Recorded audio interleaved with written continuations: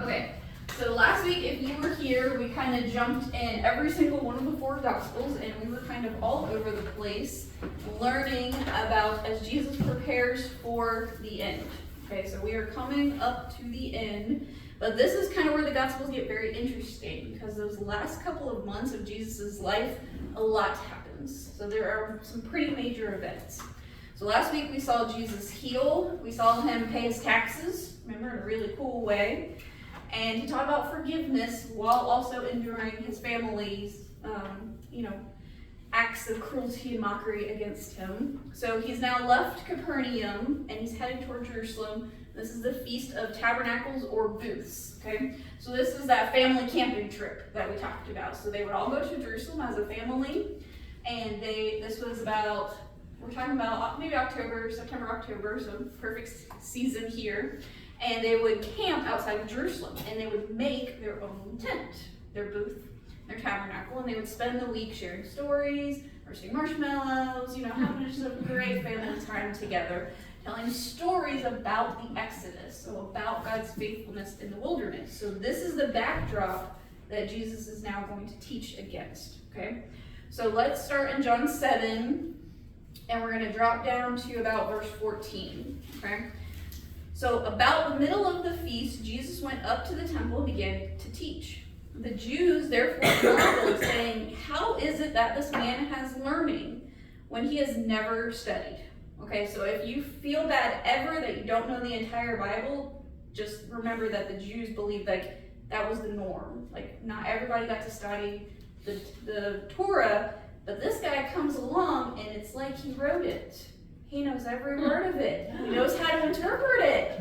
He's never been taught by a rabbi. How does this guy know everything? So they're absolutely amazed at Jesus because he knows Torah backwards and forwards. That's a Hebrew joke. All right, so. All right, so Jesus is in Jerusalem, but he's kind of hiding in the crowd, okay? And he's hearing these people kind of murmur about him. They're complaining about him. He's causing trouble. And after a few days, Jesus just can't take it anymore. And he starts openly teaching again. Because remember, when he had told his brothers that he wasn't going to go publicly to teach, he was going to go privately. But he can't take it anymore. He's got to teach. I know the feeling. Okay. So people are just marveling at his teaching, and he reminds them where he comes from. I'm from God. I'm here to teach about God. And of course, they don't believe him. They believe that he's either demonically possessed or he's simply just a lunatic, right? And Jesus reminds them that they are not keeping the law that they claim to, okay? Because they are plotting on the side his murder. And I'm sure, if I remember my 10 Commandments correctly, one of them is do not murder, right? Okay? So they're not even keeping that one, and they claim that Jesus doesn't keep the whole law, okay? They also are saying a very common idea at the time, according to Malachi 3:1, that the Messiah would appear suddenly in the temple. And so they took that as a literal meaning that all of a sudden one day a man would just appear in the temple, like a magician, just smoke and there's Messiah, okay? So this is what they were holding on to, that this magician was going to just show himself in the temple. And we know this guy. We know Jesus. We know he's from Nazareth. We know who his mama and his daddy are, right? We know it. We know him. And he says, in a very sarcastic way, he says, "You think you know me, and you think you know where I'm from, but you really don't." Okay? So the Pharisees had enough of this talk, and they sent officers to go arrest Jesus. Okay, we're done with this, but it's not time yet, okay? So Jesus tells them, I'm going to be around for a little bit longer. So remember, we're on the Feast of Booths. We're not to Passover yet. We're about 6 months or so out from Passover. Well, this confuses the teaching leaders, okay, these religious leaders. They don't believe him, okay? And they think that he's going back to the Gentile territory to keep teaching, okay? Because he said, I'm leaving and I'm going to come back. So that's what they had thought. And he's really talking about his death. He's really talking about, I'm going to die and I'm going to come back. Okay? So let's go down to verse 37. On the last day of the feast, so we're 7 days, the last day of the feast, the great day, Jesus stood up and cried out, "If anyone thirsts, let him come to me and drink." Okay? So the Feast of Tabernacles actually lasts 8 days, but for 7 days, the priest would take a golden pitcher of water, and then they would go to the pool of Siloam, and they would take up water and they would pour it on the altar to represent God providing water for the Israelites the 40 years to the desert. But on the 8th day, they don't pour out the water. And that symbolizes that the people did make it to the promised land. Okay? So God didn't have to provide for them anymore in the wilderness. They actually made it. So there was all these symbols. And Jesus stands up as this is happening, and he's saying, "I'm the living water. I'm what God has provided." Okay? So there's this symbol going on, and then he's pointing to himself to the symbol. Okay? So people are absolutely divided about this. Is this guy really Messiah? Is he a prophet? Is he a lunatic? Is he demon possessed? What is with this guy?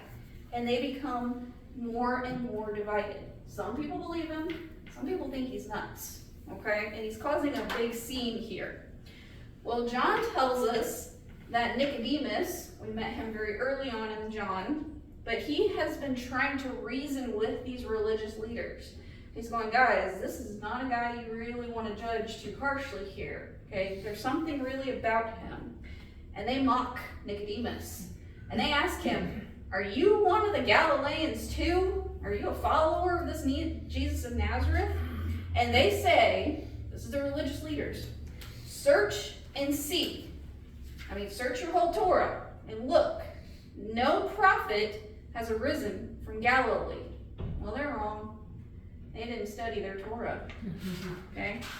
There was a very famous prophet who came from the region of Galilee, from a town just outside of Nazareth. It's called Gath-Hepher. Anybody know who came from Gath-Hepher? We talked about him. Jonah. Jonah came from the region of Galilee. A very famous prophet. Okay? So he's a Galilean. Okay? So they forgot about Jonah. And Jesus again is pointing to the sign of Jonah. Okay? It's one of his famous themes here, pointing to the sign of Jonah. Okay, so the feast is over, and after you were done and dismantled your booth and took down your tent, you would go home. So in John it tells us, and the people went to their homes, indicating the feast is over. But Jesus doesn't go back to his home because he doesn't live in Nazareth. He goes to the Mount of Olives. And it's implied here that he goes there to pray, to sleep, and to rest, because he's not going home yet. Okay? So go to chapter 8. Okay? So this next account is a very famous account, but it's come under a lot of scrutiny, to the point that some people want to remove it entirely out of the Bible. Now, all of the historical evidence that we have points to this being a historical, factual event that actually happened. And the scribes were very eager to retain this as part of the Bible, as part of here. They're just not exactly sure where it got placed. It seems to have been kind of moved around through the centuries. And one of the reasons that it was probably moved around is because people were trying to fight to get it removed. Not because it wasn't historically accurate, but because it paints Jesus as approving of adultery. Okay? So that was their issue with the story. They were able to verify, they would say, yes, this actually happened, but it kind of seems like Jesus is putting an okay mark next to adultery, and we really don't want that. So that's kind of why it's been moved around a little bit and has been looking to be omitted. Hey, come on in. Come on in. So this is an actual historical event that we are going to talk about, and we still have it, okay? So we're going to study it. All right, so let's see if that's actually true, that Jesus approves of adultery. So we are in John 8. We're in John 8, for those of you who are just joining us. And let's read verse 2. So John 8, verse 2. Early in the morning, okay, he came again to the temple, and all the people came to him, and he sat down to teach them. And the scribes and the Pharisees brought a woman who had been caught in adultery. And placing her in the midst, they said to him, "Teacher, This woman has been caught in the act of adultery. Okay, so remember, this is after the Feast of Booths is over with. Most people have gone home. Jesus decides he's not going home yet. He's going back to the temple to start teaching again. So he sits down. That's what teachers did back then. Sat down, and then everybody gathered around and he taught. Well, here come the scribes and the Pharisees. Nothing good is coming when they are coming. And they were dragging a woman with them. And they throw her down at the feet of Jesus. Okay? And they want to know what's Jesus' verdict. We've caught this lady red-handed. What's your verdict, Jesus? Well, there's a couple problems here. Not only are they publicly embarrassing a teacher, they're publicly embarrassing her as well. Her crime? She's been caught red-handed in adultery, but she's alone. According to the law of Moses, the woman, the man, and 2 eyewitnesses all had to be brought forward. Okay? I want you to let that sink in a minute. 2 eyewitnesses to the act of adultery. And they had to agree on what had happened during the act. And they were separated and asked for their testimony, and they had to completely agree. So we had to have 4 people standing there before the jury, and we have 1. It's all points to a setup. Okay? So the punishment is stoning by death, but it was hardly ever done, because remember, we have to have 2 eyewitnesses, and they have to completely agree. Okay? So the Pharisees asked Jesus, what's your assessment of the crime? Now remember, he's not an official rabbi, so it doesn't really matter what he says. Okay? He can't pass a verdict. He's not part of the Sanhedrin, he's not a Pharisee, and he's not even a real rabbi. But they're trying to trip him up. So if he says, let her go, he would be going against the law of Moses.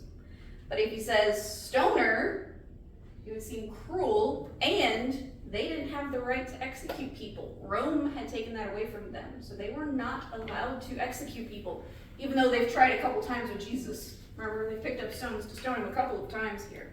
Okay?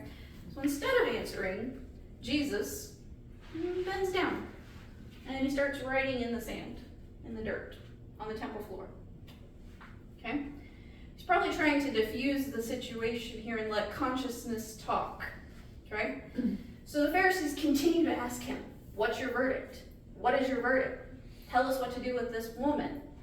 So Jesus, again, stands up and he says, any of you without sin is allowed to throw the first stone.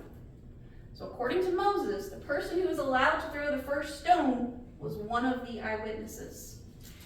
Because the eyewitness had to say, that person's blood is now on my hands because I am saying that person is guilty.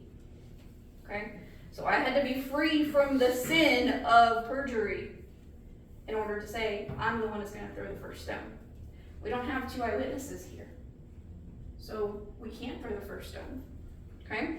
So what Jesus is saying, it's very clever on his part here. He's not saying, don't execute her. He's saying, if you're going to do this, you're going to do it right. Righteously and justly. There aren't any eyewitnesses here. So who's going to be the first one to throw the first stone here? Okay? So he was not passing judgment on her. He was passing judgment on all of them. Which one of you set this up? Where are your witnesses? So he is confirming that he knows that they're in on this, that they have set this woman up to sin, that they have plotted her sin, which means they are guilty of sin and can't be the ones to throw the first stone. Okay? So Jesus then goes back and he just starts writing. We have no idea what he's writing. There's been lots of speculation. We don't know. It doesn't tell us. But he's writing in the dirt. Okay? And then they all leave, one by one, until there's no one left but Jesus and the woman. And Jesus looks up and he looks at her and he says, where are your accusers? And she looks around. There's no one left. Well, there actually is someone left. The only person who's without sin, and an omniscient God who would have been an eyewitness to the act of adultery. He's the only one standing before her. He's the only one who could cast a stone, and he doesn't. He then judges her not guilty by not throwing the stone at her. And he tells her, I would like you to stop participating in that particular sin. Okay? Because she couldn't stop sinning completely. None of us can. But let's work on that part of your life, okay? He sends her out with a little pep talk. Let's stop doing that one, okay? Let's stop doing that one? Alright. So, dropping down to verse 12, Jesus says, again Jesus spoke to them, I am the light of the world. Whoever follows me will not walk in darkness, but will have the light of life. So the Pharisees said to him, are you bearing witness about yourself? Your testimony is not true. Okay, so at the backdrop of this whole scene going on, Jesus then says, I am the light. And they're going, where are your eyewitnesses to this? You're saying this, but you have no proof of all of this. Okay? So the light there that he is referring to is what they would have lit the Torahs. There was these huge candelabras that they would light during the festival. And there would actually be dances held, not balls like you were probably thinking of, but the women, because it's the court of women, would dance by the light of these menorahs at night. And it was these huge festivals. So the light celebrating the pillar of fire that guided them by night. So every night this week there has been a feast and dancing, and Jesus said, I am that light. I am the pillar of fire. I am the light that provided for you in the wilderness. Okay? And he's saying, I can prove that I'm Messiah. Not only am I a reliable witness, but I'm calling God the Father down as my other witness. We have to have two witnesses here. Okay? So he's saying, these are my reliable witnesses. Okay? And they're trying to discredit him, to disprove him. Okay? And they say, where's your dad?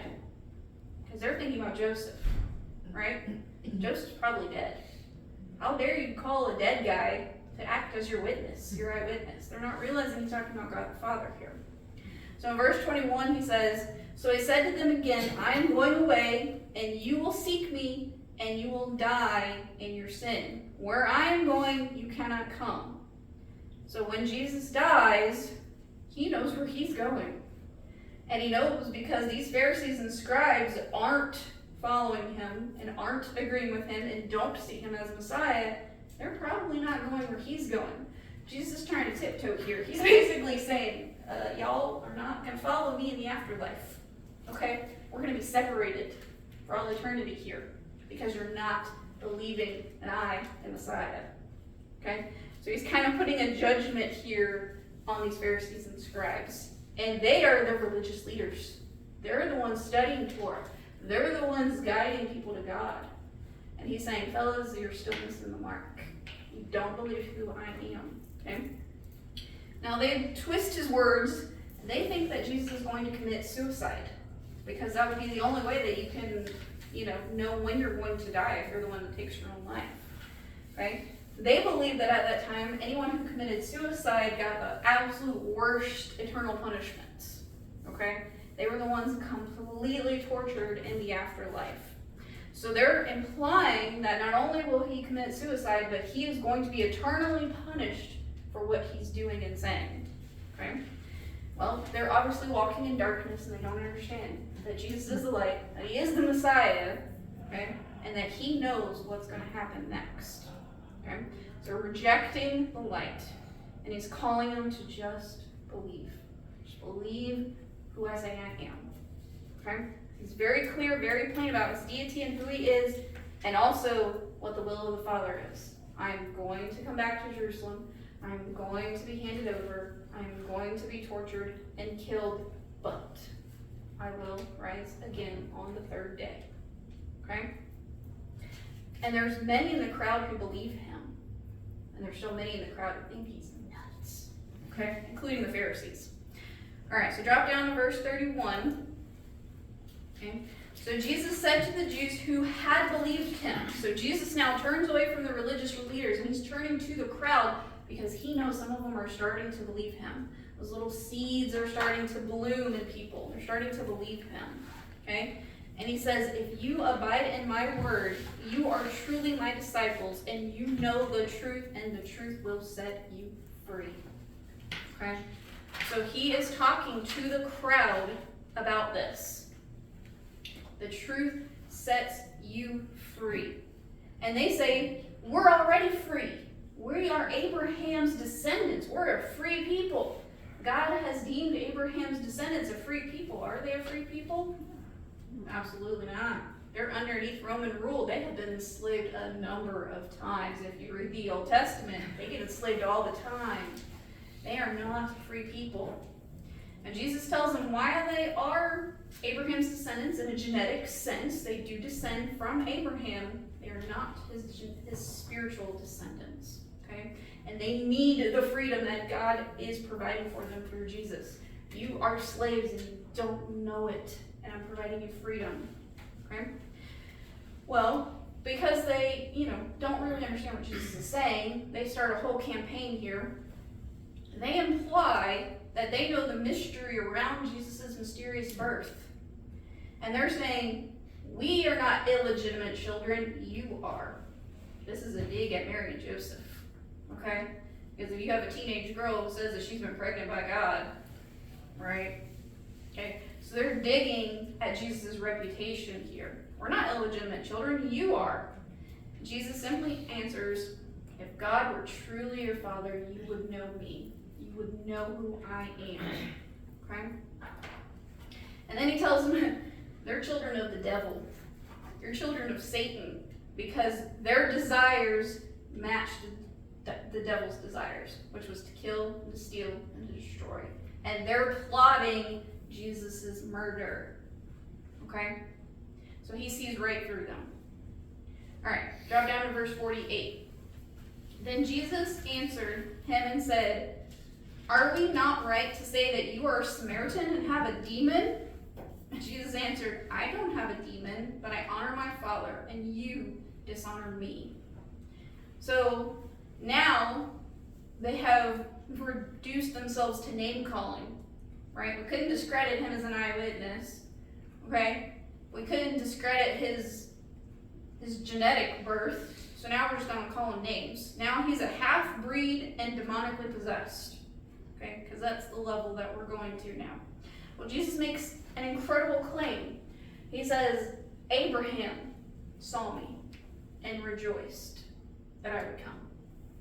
Whoa! No, you can't bring Abraham into this argument. Okay. Father Abraham, you can't know. How in the world did Abraham see you? You're like 30-something. How did Abraham see you? And rejoice. Okay? So he's explaining again, I am God. Who showed up to Abraham's tent that day? A physical form of God. Sat down and had a meal with him. Talked to him. Told him what was going to happen. While the angels are going to Sodom and Gomorrah. So a physical form of Yahweh in flesh. Sat down and had a meal with Abraham. And Jesus is going, Abraham saw me. Okay? Abraham saw me. They know exactly what Jesus is saying here. They pick up stones to stone him, to kill him. Okay? So they know he's implying, I am that physical form of Yahweh. There was no getting around it in their mind. Okay? It's not time yet, so Jesus is able to slip through again. Okay. Chapter 9. So now for the next two chapters, we're going to have a very interesting story about this blind man. In verse 1, it says, and as he passed by, he saw a man born blind from birth, and his disciples asked, Rabbi, who sinned, this man or his parents, that he was born blind? And Jesus answered, it was not this man's sin or his parents, but that the works of God would be displayed in him. Okay, so Jesus now is leaving a stoning, remember that's supposed to be his, and he just passes right through them. And they pass by a guy who has been born blind. Now, instead of healing him, the 12 disciples pose a riddle to Jesus. Jesus, this guy is sitting here born blind. Did he sin? Did his parents sin? Who sinned? Why is he born blind? Well, Jesus answers them. Nobody. None of it was his fault. God specifically chose him to be born blind for this moment, for what is getting ready to happen. so that the works of God would be revealed in him. Well, there's a problem. Jesus is getting ready to heal this guy, but what day of the week do you think it is? A Sabbath. It's a Sabbath. We're back to being a Sabbath. Okay. But he has compassion on a man anyway. And he reaches down into the dirt again. And he makes some mud. And he puts it on the guy's eyes. And he tells him, I want you to go wash in the pool of Siloam. Well, that would be a difficult feat. Not only for a blind guy, but a blind guy who's got mud in his eyes, because it is across town from the temple. And it's the same exact water that the priest dipped that golden pitcher in to bring the water to the temple that wasn't poured that day. So he's got to go all the way across town, blind and with mud in his eyes, and wash himself. That'd be quite a feat. It's a feat of faith. He's got to get there. Okay? But he does it. He's obeyed. He obeys, and he's healed. And the people rejoice, right? No, not this time. Well, the story doesn't end there. Okay? Verse 13. They brought to the Pharisees the man who had been formerly blind, and now it was the Sabbath day when Jesus made the mud and opened his eyes. Well, this healing causes a huge uproar. Okay? We find out that it's the Sabbath, right? And people don't believe that this is the same guy. He has spent his whole life, and we're not told how old he is, but we're assuming a couple decades probably. He's been sitting outside the temple, going to the temple, asking for alms. They knew who this guy was. They don't believe it's the same guy. Okay? And the Pharisees interrogate this man. They even bring his parents into this situation. Go get his parents. How do they know who his parents are if they don't know who this guy is, right? Go get his parents. Bring his parents as eyewitnesses. 2 eyewitnesses to this. Is this your son? Right? And they're afraid. They don't say yes right away. It is easier for them to believe that this man was not born blind than it was for that Jesus healed him.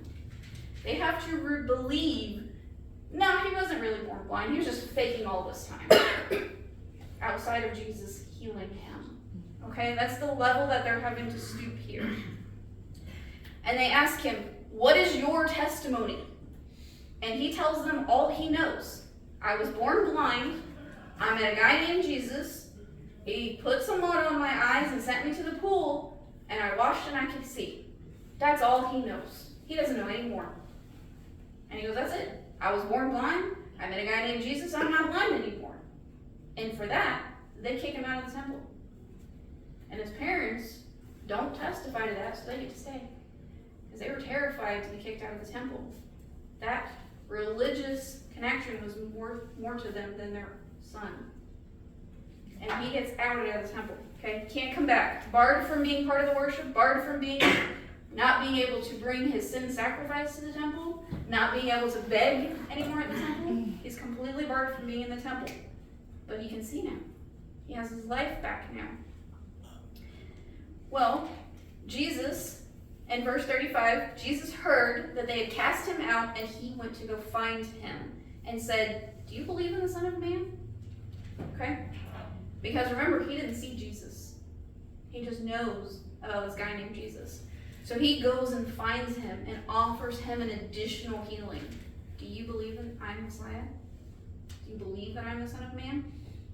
Okay? And he says yes. And he freely receives his worship from this man. Okay? Now Pharisees overhear this, and they ask, are we blind too? Can we not see that you're the light? And he condemns them for not seeing the truth, not seeing the light. Okay? And then chapter 10, verse 1. Truly, truly, I say to you, he who does not enter the sheepfold by the door, but climbs in another way, that man is a thief and a robber. Okay? So these Pharisees want to know, are we really blind? And he says, okay, guys, I'm going to give you some examples of just how blind you really are. Okay?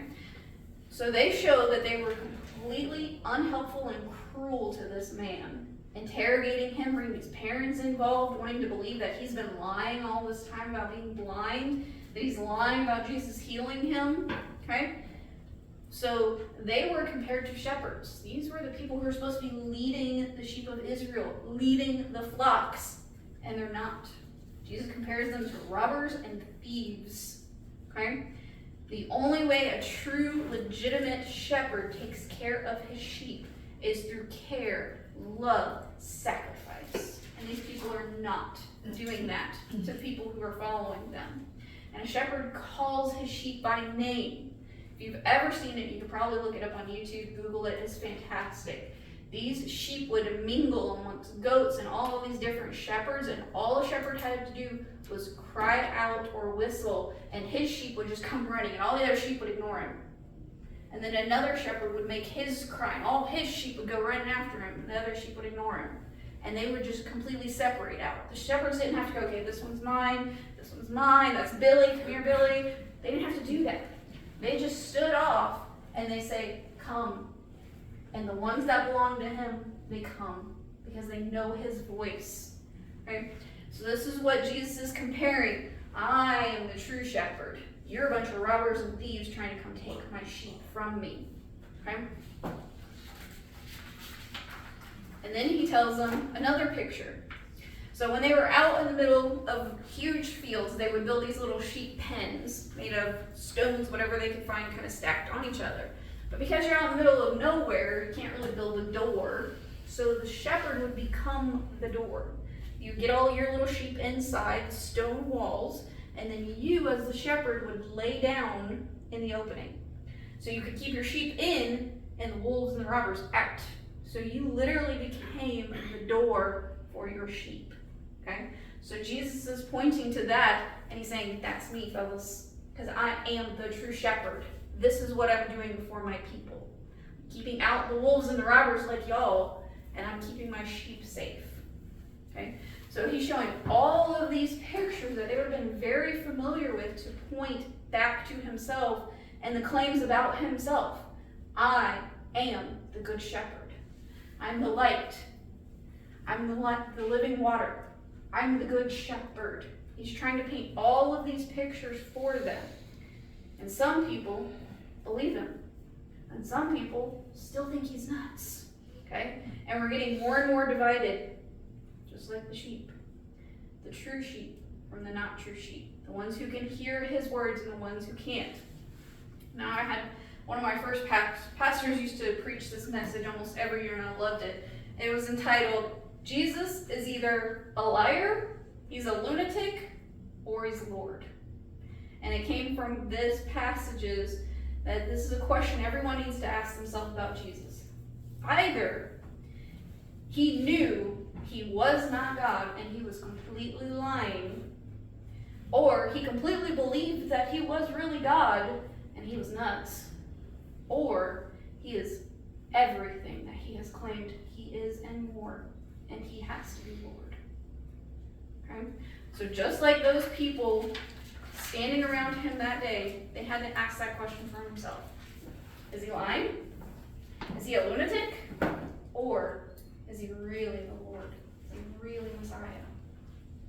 Okay? We're starting to see that division. All right, come on, turn off the video.